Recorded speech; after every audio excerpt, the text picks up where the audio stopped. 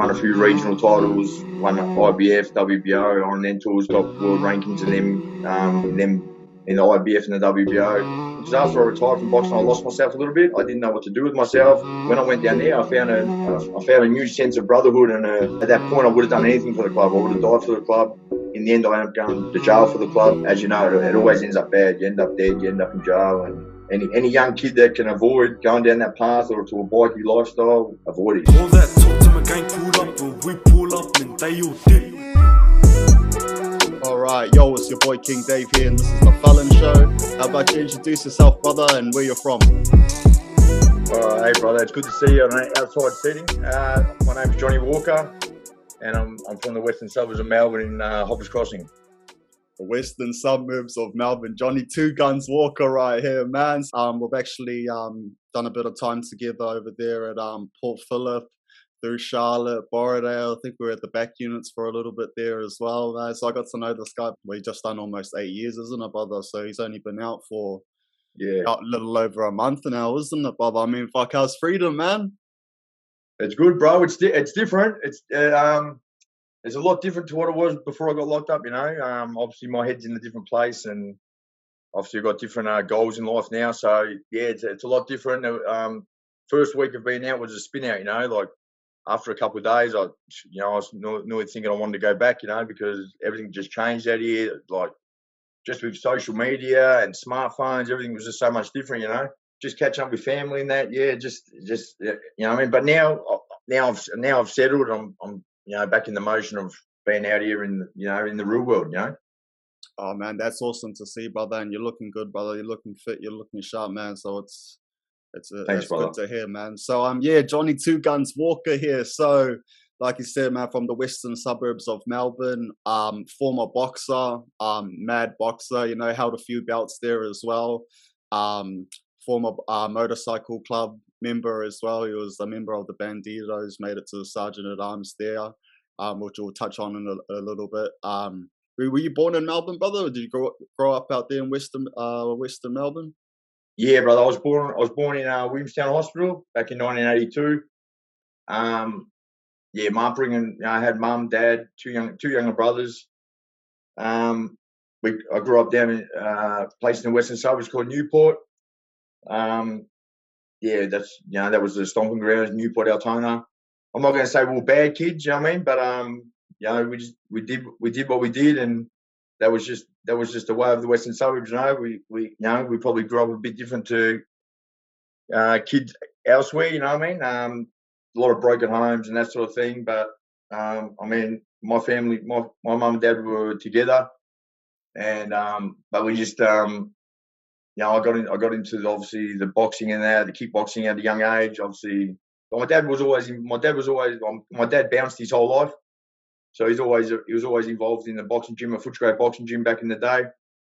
And for me, so obviously being his eldest son, it was a big pride thing. You know, make sure I knew how to look after myself. So even as a young kid, 6, 7, he always had me on the pads, holding the pads for me, teaching me how to throw my punches. And probably 10 years old, I started kickboxing with a kickboxing group down in Willie North, Williamstown, and with George Costa and that, and George Regulus. They used to run a gym down there. So I started with them when I was 10, and probably did that till I was probably 12, 13. But back in them days, Dave, you couldn't when you were kickboxing, they didn't really have you couldn't fight as a kid. They didn't really have an amateur setting for young kids.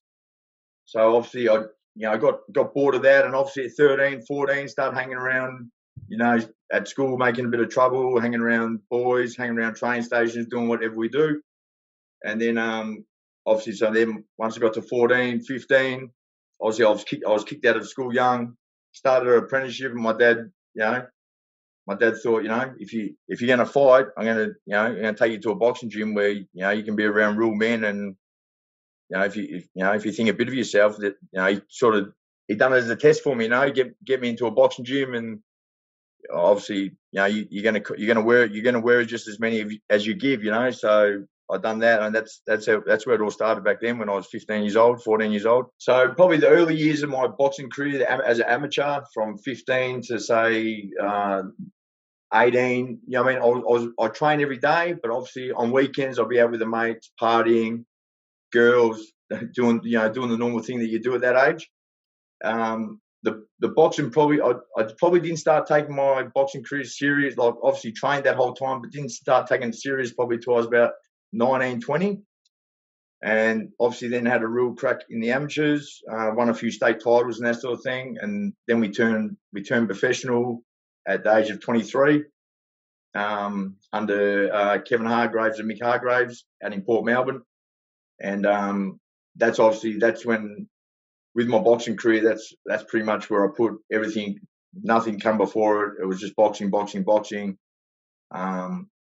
I take a lot of time off work for competing and that sort of stuff. At the time I had a young family. My son was born when I was 24, and so I put boxing was my world, bro. I put everything. Nothing come before my boxing, What was your plans with boxing, brother? Were you sort of planning to take on the world, man, and keep fighting on the world stage and go that route?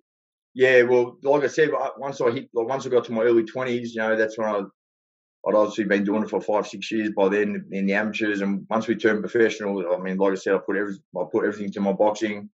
We won a few regional titles, won IBF, WBO, Orientals, got world rankings in the IBF and the WBO. And then we got an opportunity in 2009 to fight a bloke called Nishi from Japan, who was a well-known boxer. And he'd fought the likes of Anthony Mundine, Marcus Bayer. He'd fought some big names, and we fought him for a world title, for a UBC world title, which is a bit of a Mickey Mouse world title. But we also fought for the WBO Oriental title, which was a top 10 world ranking in the WBO at cruiserweight, which at the time Roy Jones was number one. So we fought Nishi, and it was a 12-round fight, and we won that fight on points. Probably the hardest fight of my life, and at that time, I probably was going through a bit of turmoil in my life, and had a relationship breakdown, and my son was obviously getting a bit older, and so after that world title fight in 2009, that's when I called it quits with boxing, and when you say that, I was obviously aiming for to get as high as I could get, but once we got there, and once I've had that top 10 world rank in the WBO, and we won that UBC world title, I sort of, by that time I was 28, turning 29. I'd had enough. I've been doing it since 15. The dieting, what you've got to put into the training and the dieting and the putting my family second, which caused a relationship breakdown.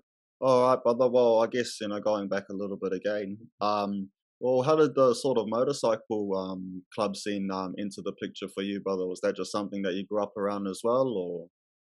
No, I never grew up around it. Like a lot of blokes I knew from the western suburbs. A lot of blokes that I knew from probably the older crew. A lot of them boys were down at the Banditos MC. They were down there already. Obviously, I knew of them being there during my whole boxing career through the 2000s and that.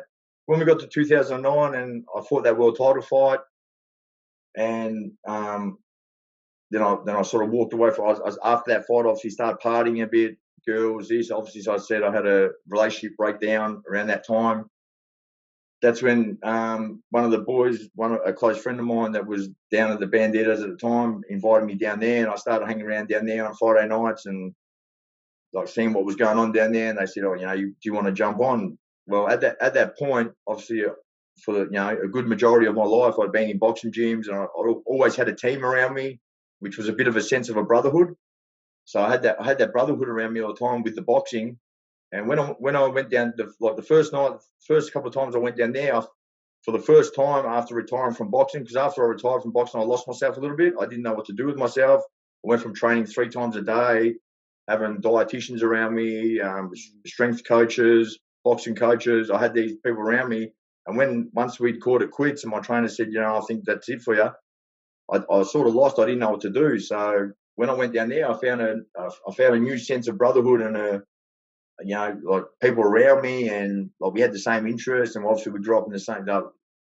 Like I mean, like people can say what they want about bikies or whatever, but I mean, like when things are good and you're having fun and you're around a group of blokes that are all got the same thing in common and showing each other love, it took me back to my boxing. So because I didn't have that anymore, I found a place at the Banditos, and that's pretty much how it kicked off, bro. It's just that brotherhood, that brotherhood I didn't have anymore. I found it again, and obviously growing up in the West Side, we always rode our dirt bikes. So I love riding bikes and that too. So I was into my Harleys, I was into my bikes. So it was just a given, We used to get around on our dirt bikes in the Western Suburbs around the roads like we were bikies anyway, So Yeah.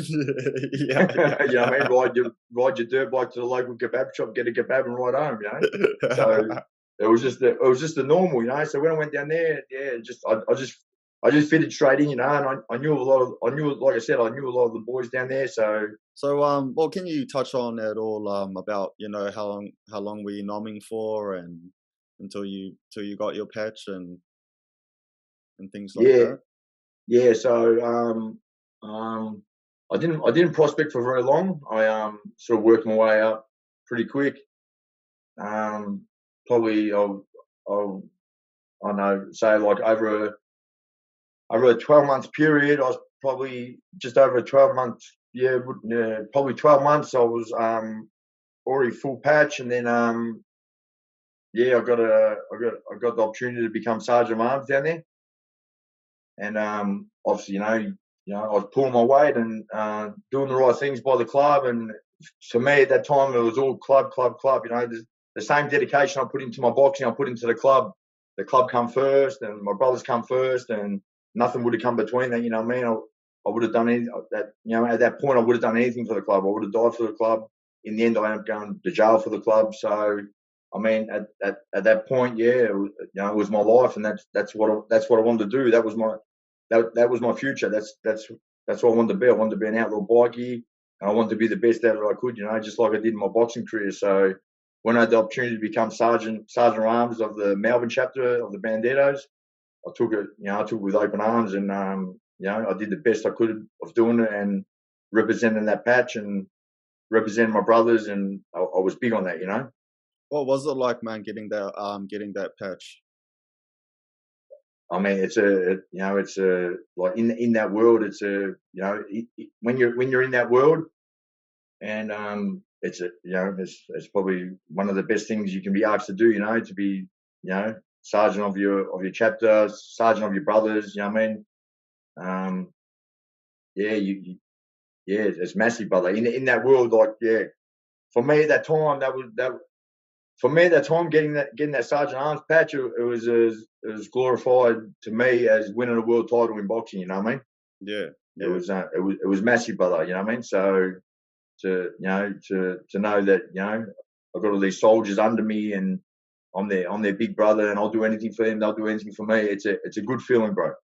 Did any of your past friends in the boxing scene, were they telling you at all to stay away from that, or anything like that? Yeah, so come back to boxing and. Yeah, obviously when I first joined up with the Banditos, and obviously people that were obviously, I didn't hang around bikies before I was one, and obviously my life was boxing. So everyone, promoters, I was close with. A lot of people reached out to me and said, make sure don't go doing nothing stupid, don't get yourself locked up, and I mean, it's not for you. Come back to the boxing gym, help train the boys, this and that. But by the time people were reaching out to me and trying to get me away from that, I was already in too deep, and I'd already made my mind up. Once I make my mind up, that's what I'm going to do. So a lot of this. My ex partner once said something to me that still sticks with me now. She said joining this club will not only fuck your life, it will fuck our family. You know what I mean? And I look back now and I think, well, she was probably right. She was right to the T. Bro, can you touch on at all about, things that you were getting involved with during this time? I mean, it doesn't always reflect on the whole club, does it? I mean, not every bikie is involved in crime. Some just go along for the brotherhood, like you said, and the motorcycle riding and all of that. But I mean, can you touch on at all the stuff that you were getting involved with? Like, Yeah, I mean, well, obviously, we ended up in I ended up in jail for for a bad assault that happened in the clubhouse. So things like that. It was an everyday thing. You did what you had to do, and and like I said, when you were in that patch, and when you're in that frame of mind, it's anyone that disrespects you, disrespects the colours, disrespects the club, disrespects the name. You sort of got to stand up, and you pretty much just got to do what you got to do. So I've seen assaults. I've been involved in a lot of shit. You know what I mean? And yeah, bro, it's just fucking, it's hectic. When I look back now, like the frame of mind I'm in now, where I want to change my life, I want to be there for my son. When I look back at the things that were going down, and obviously I was there. One of my best mates got shot out the front of the clubhouse. Yeah, yeah, bro, things were, it was hectic. You know what I mean? yeah, it's Best way to explain it, definitely a without going dangerous, too much into it. yeah, dangerous lifestyle for sure. Um, Yeah. well, fast forwarding a bit, brother. So you ended up landing in prison, man. How was that for you, man? Did it take you through to the sub and all of that? Was it and the whole through to the map? And how was that Yeah. experience? How was that experience for you? Yeah. So obviously we got arrested early January 2015. Yeah, they got me from a place. They got me from a place in the western suburbs where I was staying. Obviously, they come heavy-handed. They come, as they do. Listen, at the end of the day, I sort of 8 months after the incident that happened in the clubhouse, that's when they arrested us. You know what I mean? So for that 8 months, I was on edge, and I knew that time was ticking. They were coming. Well, how was that? How was that 8 months for you, man? Yeah, just hectic, bro. Just paranoid, and Uh, not much sleeping going on, and just obviously no one knew what had occurred in the clubhouse. The club knew nothing of it, and it wasn't nothing like that. It was just obviously me and my two cowies that knew what happened. So it was hectic, bro. So when they come and got us that Thursday morning, and then obviously took us to the jack shop, and then put us in the sub. We were in the sub under the court there for I think about 10 days we're there, putrid conditions, as you know, bro. mhm. You know what I mean? And we're there, and then we obviously, from there, we went to the Melbourne Assessment Prison, and that was my introduction to the jail life, And I was lucky, obviously, when I hit the jail system. Like I said, I had a lot of friends that I've grown up with, and a lot of blokes that I knew. At that time, there wasn't many outlaw bikies in jail, No, there but wasn't. obviously I knew a lot of the boys. So when I hit the map, I knew a lot of blokes from growing up, and a lot of blokes that I've been knocking around with, obviously in the scene and that. So the introduction wasn't good, but I probably took it a bit better than others. Yeah, well, even like you said, bro, at that time when you guys came in, man, there wasn't a lot of bikies in the prison system, wasn't it? Well, compared to now, I hear that there's heaps now. Huh? Yeah, now that's what I said. Back when I go back to 215, there was hardly any bikies. You get a lot of blokes going to jail and patching up with bikie clubs. Yeah. But at the time, actually, full patch members that were in jail, there wouldn't have been many. That like three of us were arrested the same day, and we were in the system. And probably at the map with us, I reckon there was maybe one or two more that were legit patch members of outlaw bike clubs. Well, because you guys were pretty much the face of the Bandidos when you guys came in. You guys were pretty much holding the club in the system, weren't you? Yeah, and obviously, like we said, us, me and my two cowies, obviously, when we were on the outside, we represented the club to the best we could, and that was our life. And I can say that for my two cowies too. That's how they represent the club too. And then obviously when we hit the prison system, we had that same attitude. We had attitude where if you don't like us, well, let us know and we'll do what we got to do, But so yeah, we were the face of the Bandidos in the prison system, because before us, probably not many Bandidos had hit the prison system. One or two here and there. But like you said before, in outlaw bike clubs, they're not. Everyone looking out that doesn't know looks at them like they're criminals and everyone's doing something wrong. That's not the case. That's it's definitely not the case. There's people there just like riding bikes. There's people there that hold. 90% of them hold day jobs. Even today, like there's now obviously, like you said, there's a lot more bikies in the system today. But how many legit bikies? I don't know. There's the blokes that go in there with a patch on, obviously are legit ones, and then you get a lot of young kids trying to find their feet in prison. Obviously, end up joining them. So there's still the percentage. I couldn't tell you what the percent is of outlaw bikies in prison, but it's definitely not high of legit patch members. Yeah, because it's a fine line, isn't it? Because like you said, you get a lot of young boys that do want to jump on board in prison, but with particular clubs as well, you can't even join whilst in prison, you know what I mean? So they can get trapped that way as well. I've seen boys get trapped that way, sort of wanting to jump on board inside, and it doesn't end up working out, or they don't even get put on the books. Some of them, it's a fine line. Yeah, that's right. It's like I said, it's just young. You choose your young blokes trying to find their feet in prison, and then they see a strong presence there from a club or whatever. Even us as Bandidos, obviously, we're at Port Phillip for a lot of our time too, and in the Swallow unit. Yeah. And obviously, we had a strong presence around us of not blokes that were wanting to join up, or I don't know what their aim was, but we had a very strong crew down there, a lot of boys around us, and everyone would just think they're Banditos, but they weren't actually Banditos, but they were just close friends and brothers in the prison system. Yeah, for so sure. I think that a lot of people think that there's when you hit the jail system and you got you got Fishburne with the Comancheros, Banditos in Swallow, and then you got Rebels in Wax.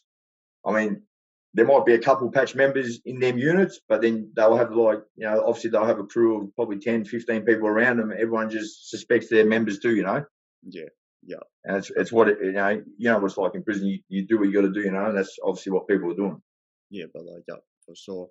Well, how me and Johnny here met, man. So we ended up meeting in Charlotte there. For those that don't know, that's the high security unit in Port Phillip. That's solitary.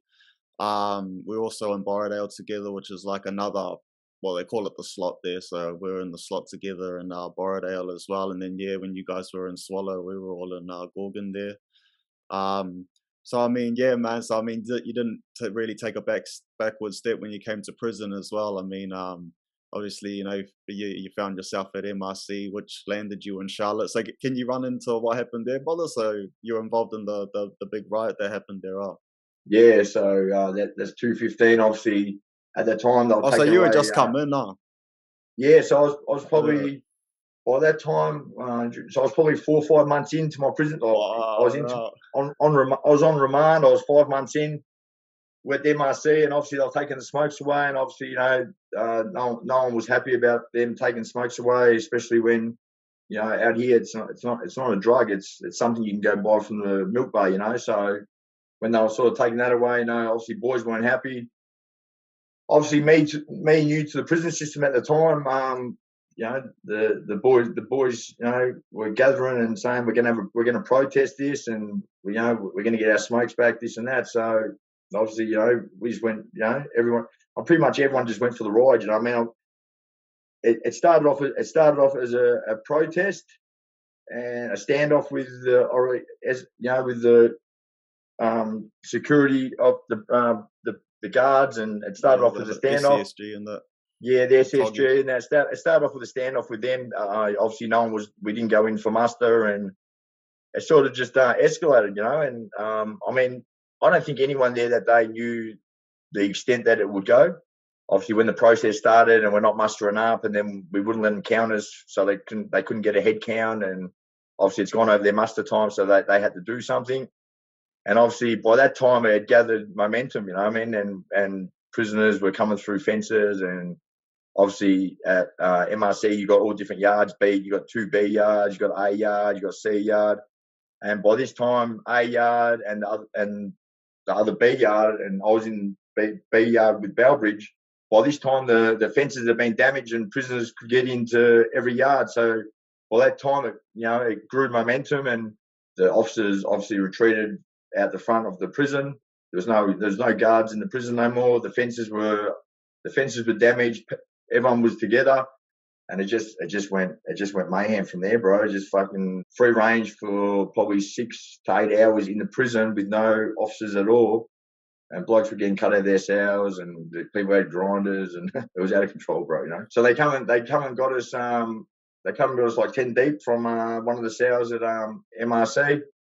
Obviously, it was a good. I thought it was a good thing at the time, because at the time, obviously they didn't have many cells left at MRC, and so I was locked down in a 2-out at MRC. I think there was like 5 prisoners. There was 5 of us in the 2-out. I heard it was putrid, man. Like after that, they had people 5-out and 2-outs, and some had like 8 prisoners, 10 prisoners in one cell.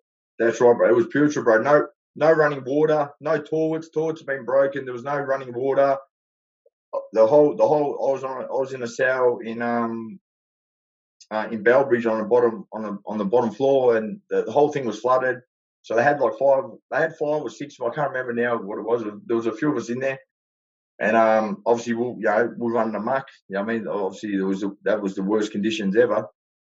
We didn't get fed for 2 days. Obviously, so we're playing up, and then obviously the SCSG come down from Port Phillip and tackled me out of there and took me out of there, and they shackled me, handcuffed me, that straight to Charlotte, to the spine, where that's as you know, that's LOPs, no TV, no nothing.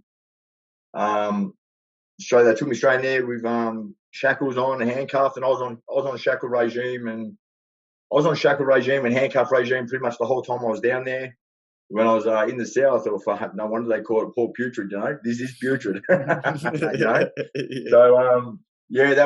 I stayed.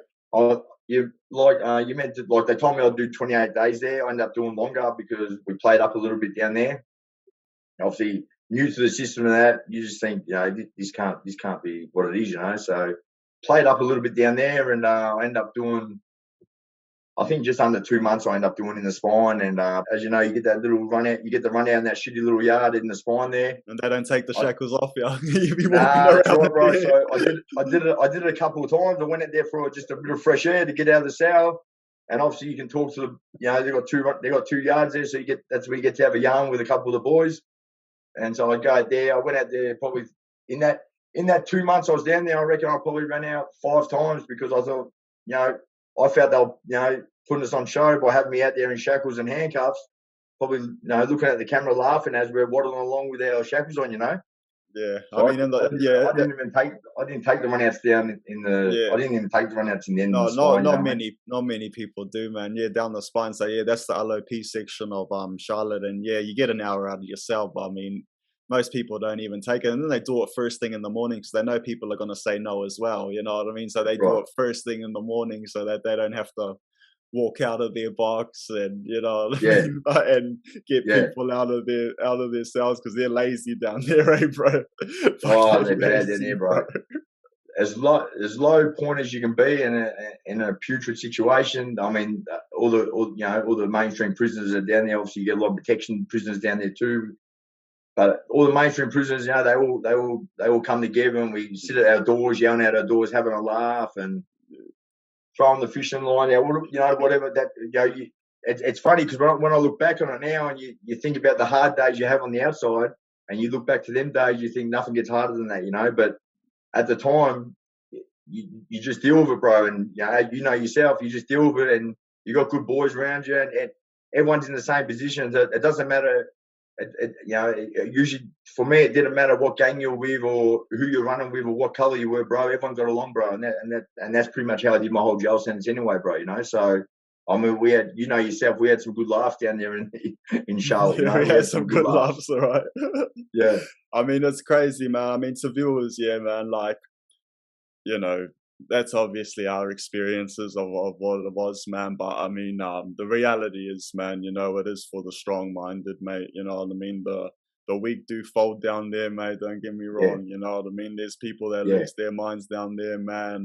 yeah, There's people that get burnt all night long, mate. You know, yeah, if you come through there and there seems to be a stain on your name, mate, or anything like that, you won't be yeah. sleeping. You know what I mean? Like, That you know you what I won't mean? be That, sleeping down there. they say, and it's true. You know, if you're going to get found out, you're going to get found out in the Yeah, Charlotte uni. You mate. know, that's Yeah. if you're going to get found out for the wrong things, that's where you're going to get found out. You know, but I mean that, and for us boys when we're down there, that's our entertainment. You know what I mean? Yeah, So that's the thing, man. Yeah, you get a yeah. couple of protection prisoners there, and that was our entertainment. You know, burn them all night, or I mean, we didn't have much down there. You know, you got your one phone call, and so that's what we did, bro. And you know, and I look back at my time in Charlotte, and as putrid it was, but I met a lot of good boys down there, including yourself Yeah, and a lot of the other boys. I met, a you lot know, I of met a good lot of boys. good boys, and obviously I was still new to the system, you know. So for me, it was a good introduction, I think, to like, you know, I'll never go back to prison again. And you know, my life's obviously changed now. But if it had to happen again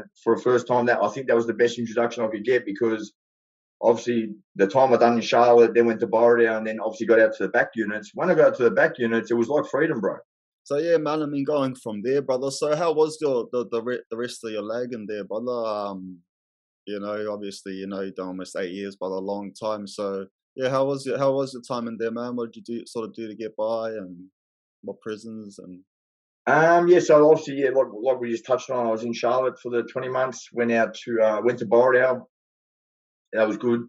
Obviously, uh, you start running out with people in Borrowdale, and you know, had a couple of good mates there, a couple of good friends. So we're boxing there in Borrowdale. Then from Borrowdale, I think I did 3 months in Borrowdale before they finally cleared me, and they took a long time to clear me. And I think it was because at the time there was a lot of stuff going on in the bikie world and this and that, and they'd always have their doubts about letting me out, and because obviously when you first come to prison, that's when they usually find you out and see who you're friends with, see who you're not friends with. But because I was only at MRC for that few months, and then obviously done most of my time in management, they obviously didn't have their feelers out on me much. They didn't know who I was friends with. They didn't know who I wasn't friends with. So they were worried about putting me out the back, and there was tension. There was high tensions in the bikie world on the outside at that time. So that's why I think it took so long to get me cleared. But once I got cleared, I went out to Swallow with the rest of the Bandito boys, and obviously my co-in that were there. And yeah, I mean, it was, for me, like I said, it was like freedom, bro. Going out there having cook-ups, and I mean, you're just cooking shitty eggs and salami, but it was the joke at that time, bro. After being in the slot with the shit food that the officers give you down there, you know, Yeah, it was a bro. godsend, you know. Yeah, for sure. So I Yeah, went to Swallow, and then from obviously we've done our time at Swallow, and then an incident happened at Port Phillip with obviously the Bandidos and Comancheros, and so we all got Shanghai back to Charlotte. you hadn't been out the slot for that long either, eh, bro? No, I hadn't been out there for that long, bro. Probably 6 months. Yeah, bro. F that, man. Yeah. Yeah, probably just under 6 months, and then that kicked off. And the day that kicked off, I was actually at court, and I come back from court, and I roughly knew what was happening because it was obviously put over the news. And when I was sitting in the cells at the court waiting to go in to get sentenced, I seen it come up. You know, I ended up going to Marganine, and that's how I got my foot in the door. And I really, because if we go back 3 months before that, before the incident happened at Port Phillip, we were all trying to get to Marganine, and SMU were telling us we had no chance to get to Marganite. So obviously to get that opportunity to go to Marganite, I don't think it would have happened any other way. So obviously I got my foot in the door at Marganite, and you know, pulled my head in a bit, and obviously then the boys ended up following me there not long after, you know. So obviously even at Marganite, you know, when I first got to Marganite, I had to walk on eggshells, you know, because obviously that's a B rating jail.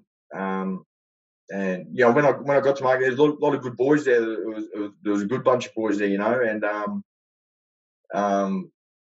when I got there, I had to walk on eggshells because obviously the officers at Margaret, they didn't want me there at the start when I first got there, because I think it was their hand was forced to take me because MOU didn't know where to put me.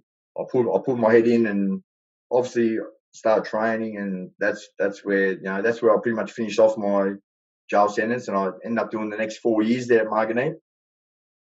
And obviously Margaret's a good jail, bro. Like, you get put in a lodge there, and you can have proper cook-ups. You get like an IGA spend. I mean, I was in a 5-man lodge, so you get $240 between 5 years, and obviously, you in the lodge, you all eat together, so everyone's eating the same, and you have someone allocated that, he's gonna be the cook, and he's gonna do this, he's gonna do that. So it's it was another taste of closer to freedom again, Yeah, long way from Port Phillip.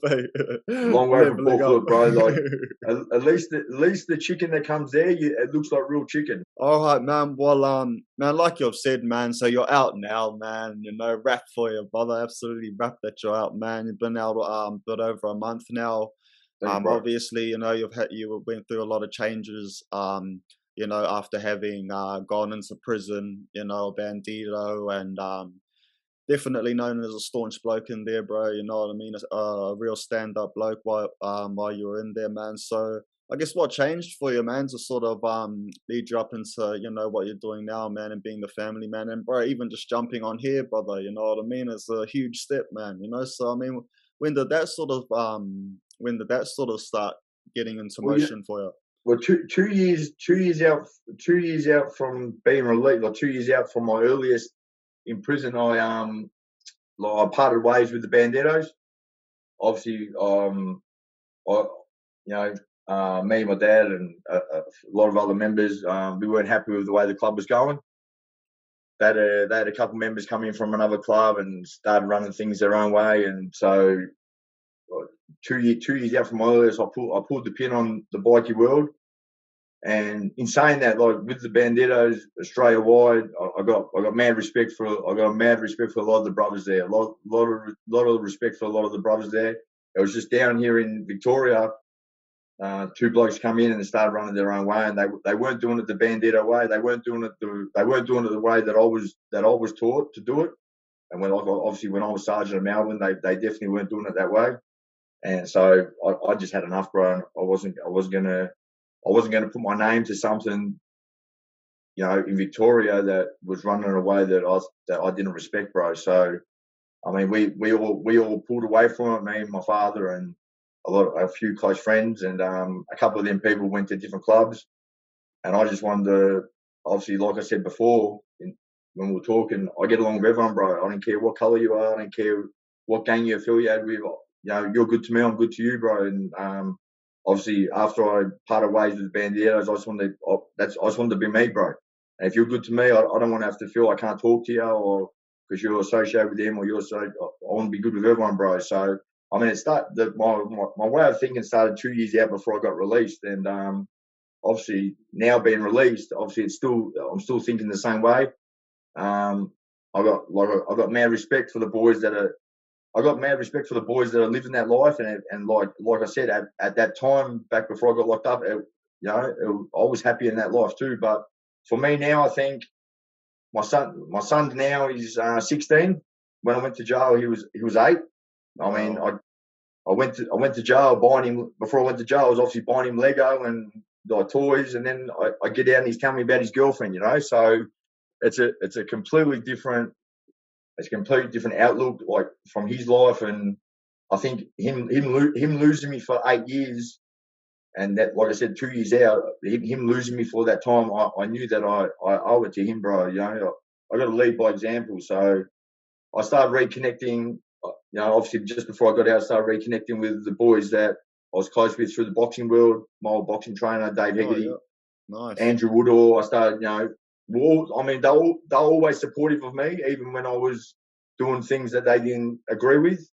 But then obviously, that's what I've got out now, and that's where I want to put my focus and my energy into the boxing gym. And there's a lot of good young fighters down there. We've got Daniel Roberts down there, who's an up-and-coming professional fighter, and he's 5-0. And I want to put my time in there and give back to, that's my way of I mean, we can't make up for what's happened and what we done and why we went to jail. We can't make up for that. But all I can do from here on is be a better person, be there for my son, and show him by example that like, it doesn't matter that we fucked up. We can change, bro. Yeah, no, that's right, man. I mean, yeah, man, even nowadays, man, like I've been out for, a couple of years now. I always think about those days in Charlotte, man. I always think back to then and fuck, bro, I just look around and just grateful you can just open that door there, mate. You know what I mean? You can just walk out, bro, because, I mean, we've got mates that are still down there, bro, and, Yeah. they're still stuck down there. And, so yeah, man, I always just appreciate this freedom on their behalf as well, man. For the ones that 100%. they don't have a choice. They gotta be stuck in there. So Yeah, 100%, brother. And I mean, I feel for all of them, bro. The jail's not a good place, bro. And I mean, I say to any young kids out there thinking about joining bikie clubs or going down the wrong path, just just take advice from boys like us, bro, me and you, and the other boys that have been on your show, and just anyone out there that they can speak to and listen to about what it's really like in there, bro. Because as you know, before you go in there, when you're in that scene in that world, I mean, prison's glorified a bit. yeah, And I mean, it's not a badge of honor at the time. When you're in that, people that are in that game, they sort of wear it as a badge of honor. But any young kid like thinking about doing that sort of thing, or if I mean, to people's credit, to a lot of blokes don't have choices, bro. Like I said before, a lot of people don't have support. A lot of people, there's blokes out there with no families and this and that. So I just feel my heart goes out to them, bro, because I feel sorry for them, bro, because some people only have one choice in life, how to do things, bro, and as you know, it always ends up bad. You end up dead, you end up in jail, and any young kid that can avoid going down that path or to a bikie lifestyle, like myself, I could have, when I look back now, I could have avoided that, bro. I didn't obviously, I boxed, I'm a professional athlete all my life. I didn't have to go down that path, but I chose to go down that path, and it didn't end up good for me, bro. So, I mean, if you can avoid that, avoid it, man, brother. yeah, 100%, man. And I might be looked at as a badge of honor in that world, man. But I mean, it's a slippery slope in prison, man. Like me and you, we can share our stories of what it was like in jail for us, but for a lot of people, our experiences of jail, it's not like that. A lot of people end up getting beat up in there, mate. You know Yeah. what I mean? A lot of people end up in protection, man. A lot of people end up in drug debts, man, getting taken out. Our stories of how we walked in prison, it's not a common Yeah. story. You know what I mean? Yeah, that's exactly right, brother. Like, obviously, you get blokes who, I don't want to say high caliber, but people like ourselves, we can hold our own, bro, and Yeah. we can hold our own on our own, and we obviously got friends, and we're liked in the system. But yeah, like you said, bro, a lot of young kids end up in protection and getting shoes taken off them, and I mean, things happen, bro. Jail's not for everyone, bro. And I mean, even us people that we do our job pretty easy. It's not for us either, brother. And it's not for anyone. But yeah, like you said, the blokes that are young kids, and yeah, especially young kids going there with a drug habit. Next minute they're chasing drugs. Next minute, like you said, they got debts, and a lot of kids I would say are in protection that probably don't need to be in protection. I mean, they're not dogs. They haven't lagged on anyone. They probably they haven't done anything wrong by the rules of the game. But it's just that, like you said, prison's not for them, bro, and they end up in there, bro. And yeah, it's just not a good place, bro. The strong survive there, and that's it, bro. Yeah, 100%. All right, man, my brother, man. Thanks for taking the time out, man, for jumping on the show, man. Honestly, brother, I appreciate it, man. Straight up, a fucking rap to have you on here, man, to share a bit of your story. And bro, you speaking your truth, man, is gonna speak to a lot of people out there, man. So bro, nothing but love and respect, man. I mean, bro, is there anything else you'd like to share before we wrap it up, brother? No, bro, I just want to thank you, bro, for giving me the opportunity to, speak on the show. I've been following your show since I've been out, bro, and I'd heard about it when I was locked up, and yeah, no, thank you, brother, and mad respect for you, brother, what you're doing over there and what you're doing for the brothers, and giving the brothers a voice, to get their story out there, bro. It's just like you said, bro, if one of our stories can help a young kid from not going through the same experiences we have, and everyone's got a different experience. If one of these, if it can help one kid, we've done our job, haven't we, bro? And I've got mad respect for you, brother, what you're doing. Yeah, mad respect for you too, my brother. Man, wishing you all the best on your endeavors at the moment, man, with the family, with the boxing stuff, man. Yeah, man, just wishing you all of the best in your life, man, and hoping that you make it off parole when you do. And yeah, man, just be able to move forward in your life, brother. Much love and much respect, brother.